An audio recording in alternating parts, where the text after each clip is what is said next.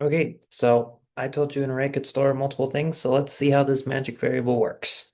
So just like any other variable, you'll create it with the keyword let, and then you'll give it a name. Let's say I'm storing a bunch of first names. So we'll say first names, and then I'll say equals. And now if we were just to store a string, I would put it like that. Um, Maybe if we were to store a number, I'd do that. Um, but as you can see, you're still going to use the equal sign. But if you want an array, then you want to have things separated by commas. So I would want Toa and then Bruce, and you can already see my computer starting to get mad at me. Um, in order for your computer to know that this is one value that just is separated into smaller values, you need to use the square braces. So you can find the square braces above your enter or return key and then slightly to the left above your return key. So I'm going to delete this and I'm going to put those. So that right there is the syntax for creating an array. You create a variable, you give it a name, and then you assign it equal to these square braces. Now, if I want to put multiple values in there, I could. So I could put Toa, I could put Bruce, I could put Tim, I could put Natasha. And I could go on and on and on, and I can put a whole bunch of values inside of one array. So, well, if I asked you how to get to something in the array and said, how do I get to Toa? Just visually speaking, you say, well, first go to the array. Then once you're in the array, go to the first position. So if I asked you how to get to Natasha, you'd probably say, well, visually speaking, go to the array, find the item in the last position. That's Natasha.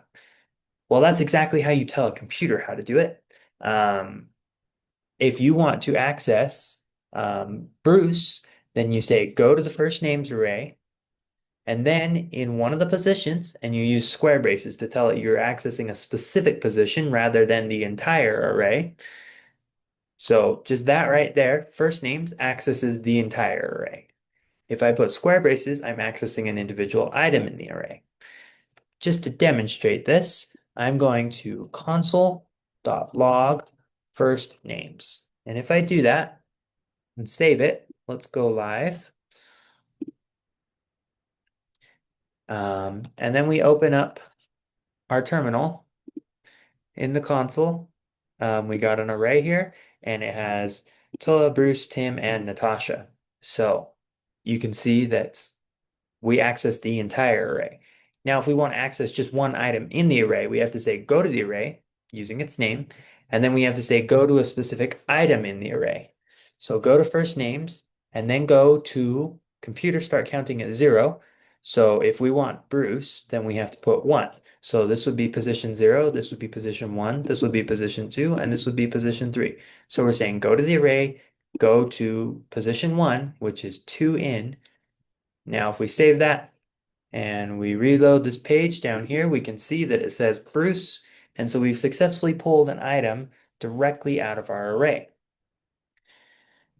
The same can be true for updating the array. Let's say we want to change Bruce to be Natalie. I don't know why I picked that one. I don't know how to spell Natalie, but we'll try. So we're saying go to the first names array, go to the first position and set it equal to Natalie. I think that's how you spell it. And then once you've done that, print out the name. And after that, I'm actually going to print out the entire first names list. So I'm going to save it. I'm going to come over here and I printed out Natalie. And now you can see that my array is Toa, Natalie, Tim, and Natasha. Where it used to be Toa, Bruce, Tim, and Natasha, we were able to go into this position and edit it. So now we have one variable that's storing multiple pieces of information. And then it makes it a lot easier to track throughout our code because now if I'm looking for any of the first names in my code, I know they're all in one variable, and then I just have to know what order they're in, and then I can edit them. And that is the power of arrays. In the next video, I'm going to show you how you can add to an array and how you can remove from an array. Thanks for watching.